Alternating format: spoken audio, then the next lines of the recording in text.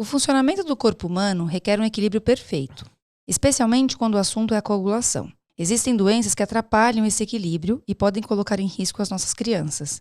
Nesse episódio, nós vamos falar sobre 2 grupos de doenças bastante relevantes, as hemofilias e a doença de von Willebrand. Fique conosco e entenda sobre o assunto.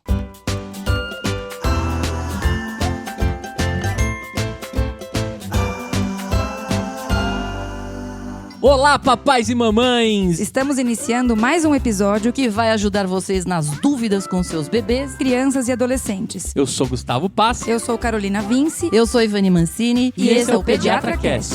Meu nome é Gustavo Passi, sou pai do João, pai do Davi, podcaster. E hoje vamos falar de sangue. Vamos ver se eu não vou desmaiar, igual no último episódio que a gente escutou. Meu nome é Carolina Vince, pediatra podcaster, mãe da Maria e da Laura. Eu sou oncologista e minha formação também é hemato. Eu não faço hematologia, mas trabalho lado a lado com eles. E, enfim, é sempre um assunto árduo, mas é muito importante que as pessoas ouçam sobre ele, né, Ivani? Com certeza. Meu nome é Ivani Mancini, eu sou pediatra e podcaster, sou mãe do Fernando. E, na verdade, eu que escolhi esse tema e dei para Carolina. E ela achou que era um tema meio difícil de expor para as pessoas, digerir, porque né? ele é difícil de digerir. Mas eu acho importante porque eu imagino que as pessoas mesmo não entendam muito bem como é que funciona isso, né? Isso. Como é que sangra, depois para de sangrar? Como é que é isso, né, gente? O que tem no corpo que faz isso? Eu acho que era importante conversar um pouco para a gente entender. E, como sempre, o nosso maravilhoso Gustavo Muito será bem. a cobaia do dia. Certo. Certo? Supletivo. Para poder fazer as pessoas... você aqui faz o papel do nosso ouvinte, né, isso Gustavo? aí. Do nosso leigo, ouvinte. É isso. Acho Mesmo que caminhando para pegar meu canudo.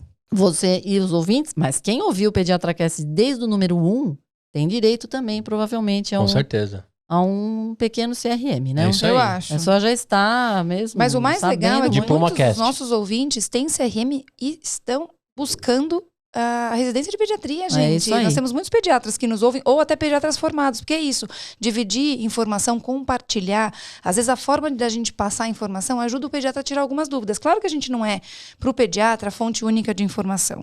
Mas a gente corrobora, ajuda na informação de qualidade, que é o que a gente faz. A gente E procura... com um pouco mais da experiência também, né? E a gente sempre procura artigos, gente, a gente sempre reforça isso, que são embasados, com boa referência científica, tá? Nada aqui é aventura, a gente não faz nada na nossa cabeça, certo? Pô, e nós temos uma pediatra aqui que trabalhou no laboratório de um Nossa titã que Senhora. acabou de fazer 40 anos na estrada. E nós temos uma outra pediatra É. aqui que trabalha na USP, né, gente?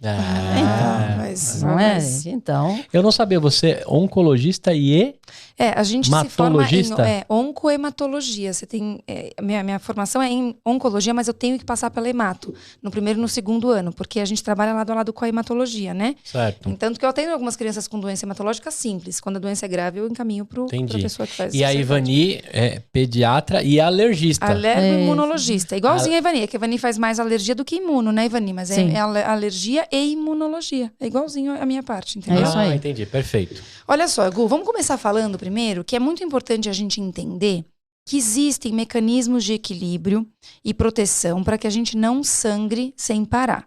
Certo? E por que isso acontece? Porque pensa uma criança pequena, ela se machuca o tempo todo, né, Ivani? Ela corta o dedo, ela bate a cabeça.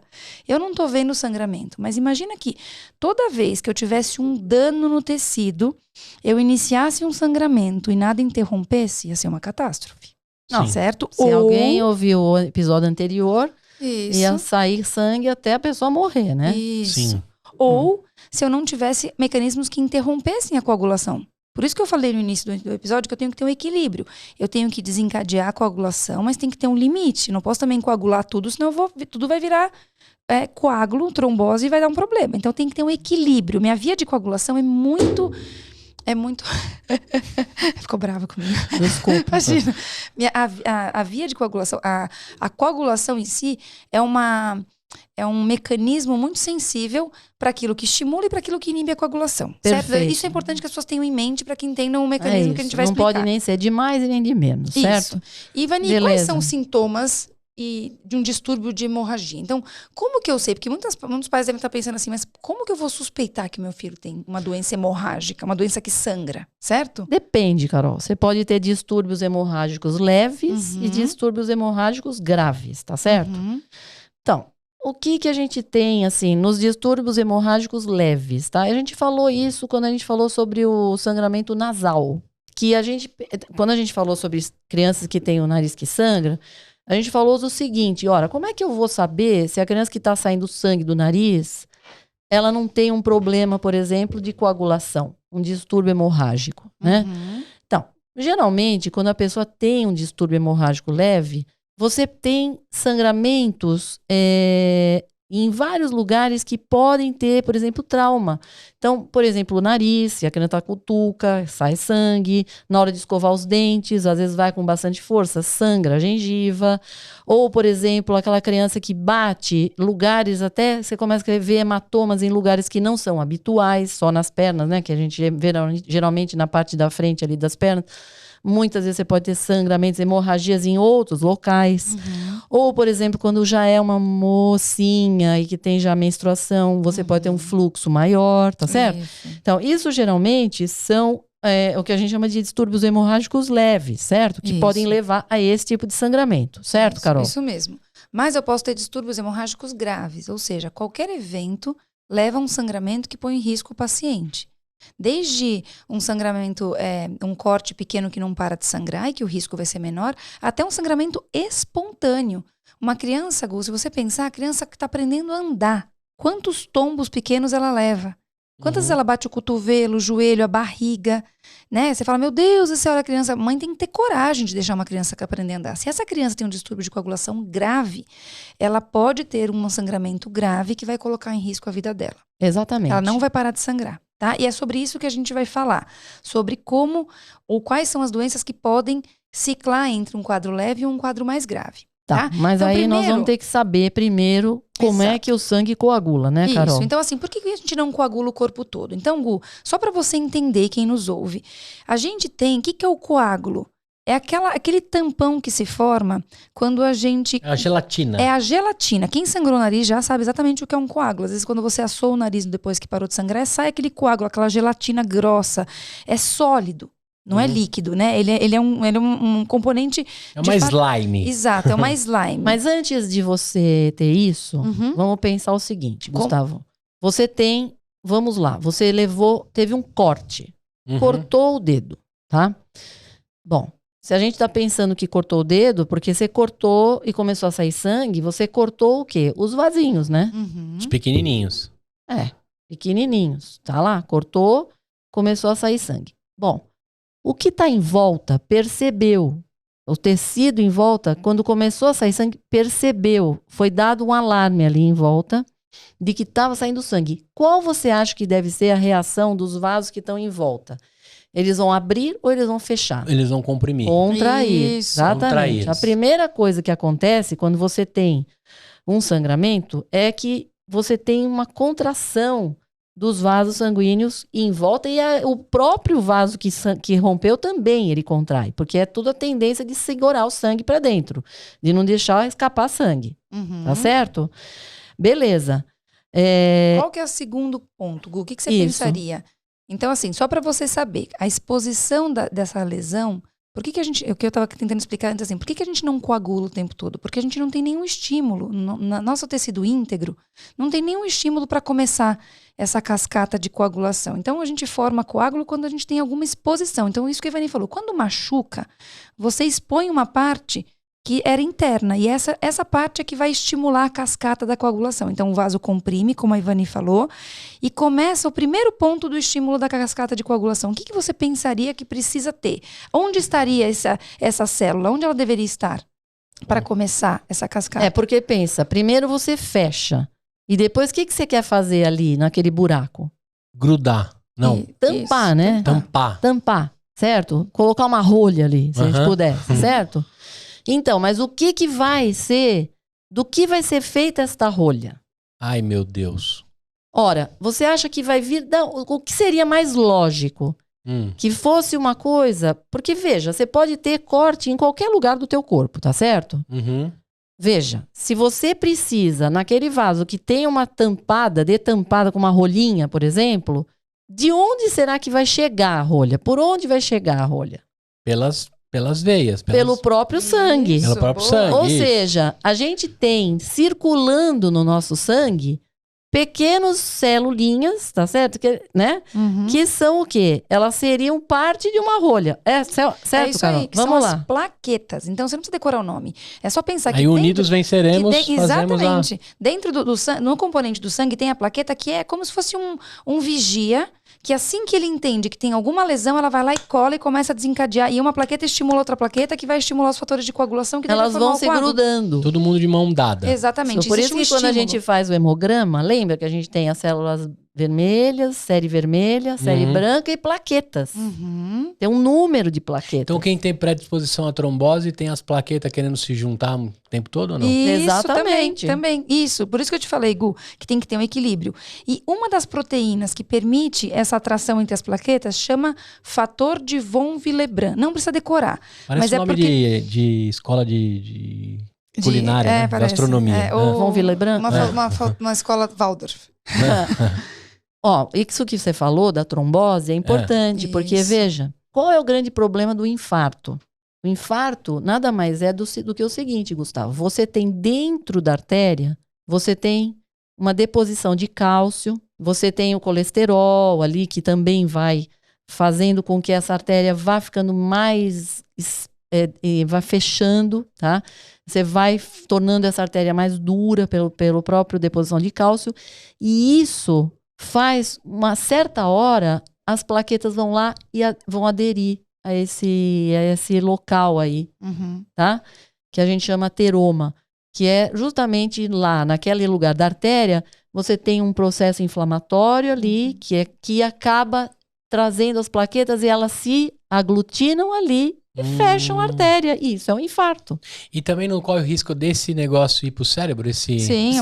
é um êmbolo. Que você faz um êmbolo, você exatamente, solta isso é uma ele. embolia. Isso. Que é nada mais do que um grupo de plaquetas que era um O trombo. negócio tá ficando bom, hein? Tá ficando É. bom. Não, você tá ficando bom. Não, e o funcionamento... É que também eu pulei essas aulas, né, na escola. né, Então, então. o Eureka tá dando agora. Então, olha só, Gu, que importante. Para eu fazer a agregação da plaqueta, que a gente chama, eu preciso do fator de von Willebrand, que tem que estar presente ali para que uma plaqueta grude a outra. E para que eu torne isso estável, porque imagina se isso não tivesse nem...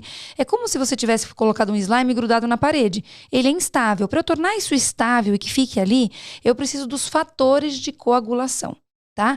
Dentre eles eu tenho o fator 8 e o fator 9. Isso vai ser importante para vocês entenderem um pouco à frente. Porque certo, são Ivana? vários. Tem o São 2, o 3, vários. o 4, todo. Um Isso. monte de Tá, fatores. é Tá? como se fosse a cola, isso? Isso, como se fosse um estabilizador. Tá? Ele vai estabilizar ali o coágulo, ele vai continuar a cascata de coagulação, porque é isso, Gu, eu tenho coisas, isso você não precisa decorar, mas só para você entender. Enquanto o coágulo está se formando, eu tenho fatores que são pró-coagulantes, que ajudam na formação e na estabilização do coágulo, mas eu já tenho proteínas anticoagulantes, que vão contendo o processo e deixando esse processo um processo adequado. É porque Por isso que a gente senão... faz cirurgia, dá aquela picadinha na barriga, eles jogam um Isso. fator lá? Não. Aquela picadinha na barriga é um anti para não trombosar as pernas, Gu, é que Clexane. Depois de um tempo que eu já saí do risco de sangramento da cirurgia, o que a gente falou no episódio anterior? Da necessidade do músculo da perna para ajudar o fluxo sanguíneo. Quando o paciente fica muito acamado, lembra que diminui o fluxo sanguíneo das pernas? Eu posso fazer trombose nas pernas. Então eu diminuo esses fatores de coagulação. Eu estou diminuindo a capacidade de coagular. Exatamente. Porque o fluxo do sangue mais lento, a plaqueta pode começar a estimular o fator de a coagulação, não porque eu tenho uma lesão necessariamente do vaso, mas porque eu tenho uma alteração de fluxo. Então eu não quero... O rio tá devagarzinho. Exatamente, entendeu? Ou então, assim, ó, exatamente o que você está falando, tá perfeito. Ou então, por exemplo, como o seu Ari, você conhece ele, Conheço. né? Mais conhecido como meu pai, que tem um stent na carótida.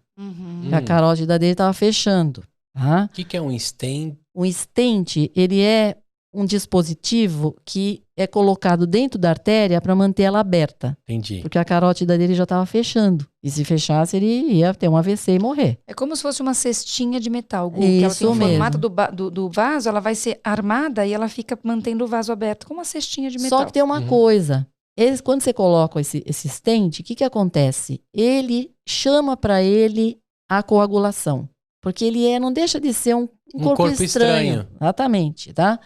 Então, a pessoa que tem um stent, ela está condenada a usar anticoagulante forever, tá? E tem que tomar anticoagulante. Então ele toma um acizinho toda hora. Ele toma, sim. E aí, o que acontece com o seu Ari, quando ele bate a mão, forma um hematoma. Entendeu?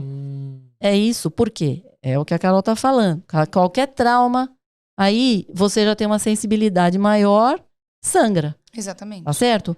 Mas, assim, veja, se não tivesse o que ela tá explicando, quer dizer, você tem um sangramento, aí você tem lá alguma coisa que faz parar o sangramento, tá certo?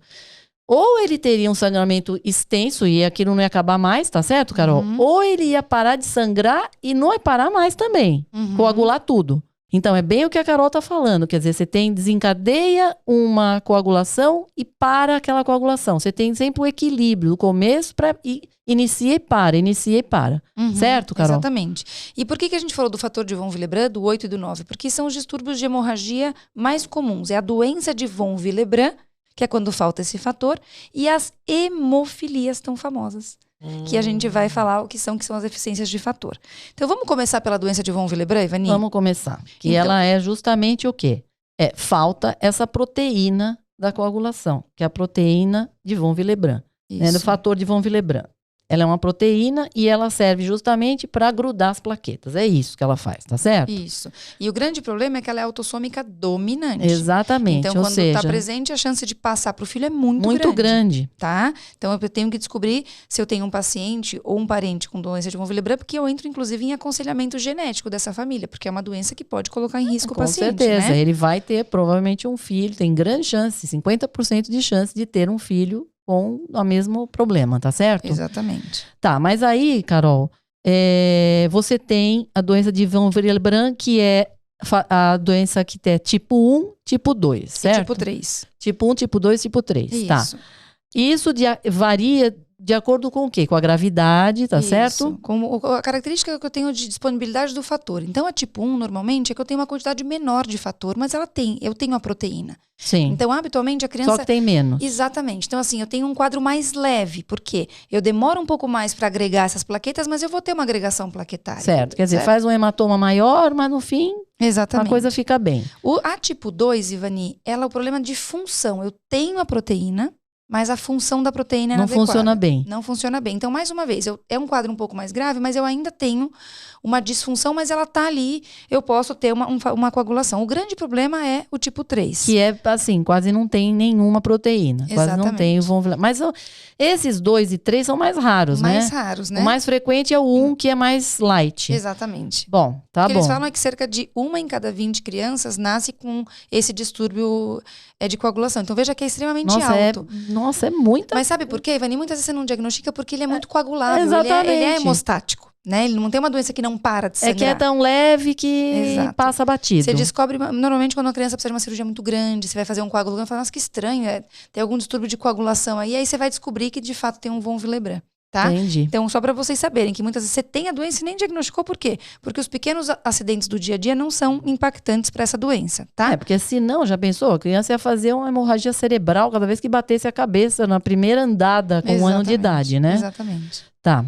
Ou, por exemplo, as mocinhas quando menstruam, às vezes pode ter um fluxo maior, aí você vai avaliar e ver que tem lá a falta do von Willebrand. Exatamente. Tá.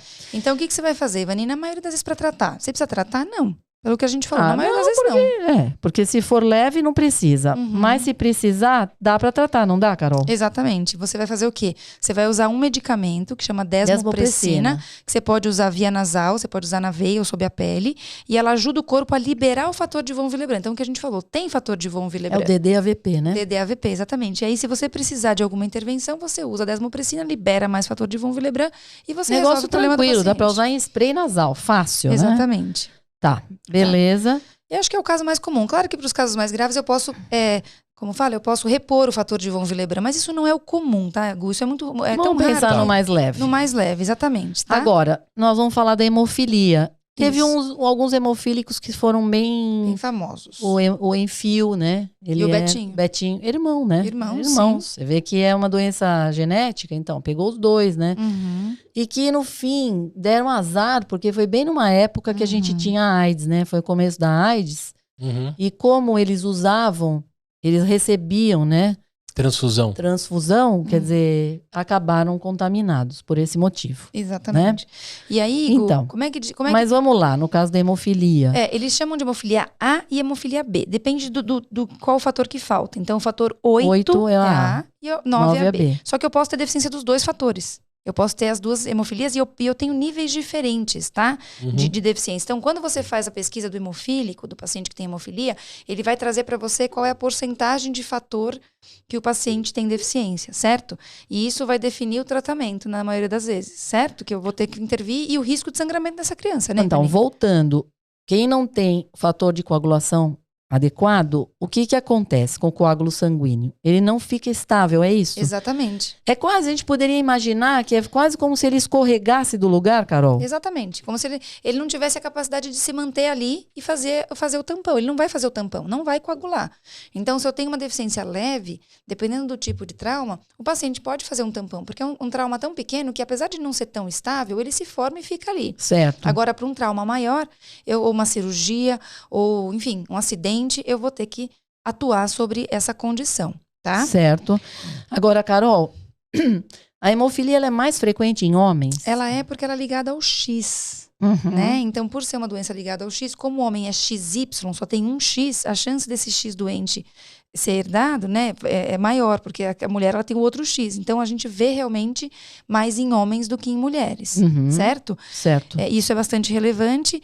E é importante a gente lembrar que 1/3 da população, 1/3 das pessoas que têm a hemofilia Não herdou. não herdou de ninguém, Vani. E eu vou dizer isso porque eu tenho pacientes que foram, por exemplo, fruto de... Eu acho que isso não tem problema de falar, porque eu não vou falar quem é o paciente, mas foram fruto, por exemplo, de ovo doação ou de doação de espermatozoide que, infelizmente, foram diagnosticados com hemofilia. Vixe, Maria. E aí, como a pessoa que doou tem hemofilia, mas aí descobriu-se que a pessoa que doa não tem Não hemofilia. tinha. É porque, Na em verdade, geral, foi- até para doar, você faz Exato. tem É que todo no Brasil um... não inclui, você acredita que não inclui a avaliação de hemofilia? Ah, meu Deus, sei. Nos Estados Unidos, sim, em alguns países da Europa, mas enfim, só para vocês entenderem que pode acontecer realmente os pais saudáveis e um filho com hemofilia, porque 1/3 dos pacientes hemofílicos, até 1/3, pode ser uma Por mutação uma nova. mutação. Tá? Uma Entendi. alteração nova do gene, né? E que daí a gente tem a ocorrência da hemofilia, tá? E Tá. como que a gente trata, Ivani, a hemofilia? Aí você tem que dar o fator de coagulação, não tem outro jeito. O resto da vida. Pro resto da vida, o Gu. resto da vida. E para algumas situações, você faz a doação do fator, você faz a infusão do fator de maneira profilática. Então, esse meu paciente, por exemplo, ele fez uma hemartrose. Ele tem muito deficiência dos dois frequente fatores isso, e ele é. fez um sangramento articular. Qual que é o problema? Se eu tiver sangramento articular repetido, eu posso fazer uma alteração da função, porque na hora que eu cicatrizo, essa articulação precisa estar muito Ela vai ficando funcional. rígida. Ela vai ficando rígida e eu perco a função da articulação. Qual que é a outra dificuldade, Gu? É na veia que é feito. Não tem outra forma de administrar o fator. Então, você ensina a família a pegar a veia do filho para poder Ai, administrar caramba. o fator. Não é fácil. Ou você precisa ter um enfermeiro disponível para fazer a reposição semanal. Diariamente? Semanal. E aí Semanal. você tem, dependendo do nível de deficiência, você vai fazer a profilaxia e aí a frequência e a dose. Certo? Então, assim, não é intenso, é fácil. muito intenso. Mas, realmente Carol, uma não coisa... tem outro caminho, gente? Não tem ninguém Não tem tá dispositivo pensando. que solta os Então, pouquinhos? a gente Não, tem não tão agora, né, mudando Ivani? alguma coisa, dando remédio, Sim. não tem remédio, não Sim. tem o que fazer? A gente tem um remédio que chama emicizumab, que é um anticorpo que é administrado por via subcutânea, então já facilita, certo? E que vai desempenhar o papel do fator 8 sem realmente substituir o fator 8. Ah, ele tem... Ah, que legal, né? É muito legal. Tem muita coisa sendo estudada para hemofilia, porque realmente é uma doença que tem um impacto social muito, muito importante e um impacto econômico muito importante. É porque lógico. esses pacientes, se eles têm um evento grave que traz sequelas, eles acabam sendo um paciente que não vai ter autonomia, que não vai ser economicamente ativo e que tem um custo imenso para a sociedade. Claro que o nosso olhar não é basicamente esse, mas quando a gente pensa em estratégia do governo para assumir o uso de medicações novas, eles sempre olham para o impacto econômico. Então é importante a gente lembrar isso. Emicizumab aqui deve ser Muito carérrimo, caro. porque Não é é- tudo não é a anticorpo realidade. monoclonal. Exato. Outra coisa que também não é realidade, mas está em desenvolvimento já, são as terapias genéticas, certo, Carol? Exatamente. Que seria o quê? Você introduz um gene Uhum. e ele faz o quê? Ele começa a produzir o próprio fator. É isso Na verdade aí. é isso, né? Você brincar de engenheiro genético. Você vai lá e modifica essa questão genética permite que o corpo passe a produzir aquilo que ele não era capaz de produzir. Isso é maravilhoso, Isso né, é maravilhoso. gente? É o futuro, né, Ivani, que a gente imagina. Mesmo no caso, por exemplo, do diabetes, né? Do diabetes. Tipo 1, que a pessoa não No produz. câncer, isso já é uma realidade, né, Ivani? A gente encontrar a via que levou à ocorrência do câncer Exatamente. e desligar essa via. Isso é muito mágico, sem usar quimioterapia. Pois sem é. ter os efeitos colaterais. Então, na hemofilia, isso já é verdade. Você vai lá e tenta permitir que você modifique o gene que está alterado para que ele passe a produzir o fator que não é produzido, tá? Mas isso ainda, gente, não é utilizado em larga escala, não é um acesso para todo mundo. Não, isso o que é ainda verdade estamos no no Brasil começo. o No hemofílico. Brasil, o que a gente tem, infelizmente, bom, é que é o que tem na grande maioria de todos os países, Sim, que é sim. simplesmente dar o fator e acabou, né, E o que Carol? a gente tem que celebrar, Ivani, a gente tem grandes centros que atendem essa população de maneira muito organizada. Tá? Então, Os hemocentros, os né? hemocentros que atendem, diagnosticam, dão amparo, fornecem o fator, ensinam a família, dão todo o suporte necessário para que as famílias tenham todo o acesso necessário para que a criança seja bem cuidada. Tá? Então, isso não tem custo para a família. Isso nem tem como você fazer de maneira particular. É tudo feito via pública. Por quê? Porque é um tratamento caro e que eu preciso estar num grande centro, um centro de excelência para que meu paciente seja tratado adequadamente. Mas nós estamos falando do cara que mora lá na... Ele vai ser referenciado, Ivani. É. Ele tem que ser referenciado para um centro de excelência, senão ele não vai conseguir ser tratado adequadamente. Aí você ensina o pai a fazer o fator, porque é treinamento, Tá e aí certo. ele pode voltar para casa. Mas não dá para tratar num centro Até nisso periférico. você tem que ter sorte quando você nasce, né, gente? Exato. Seu CEP, né? Pois é.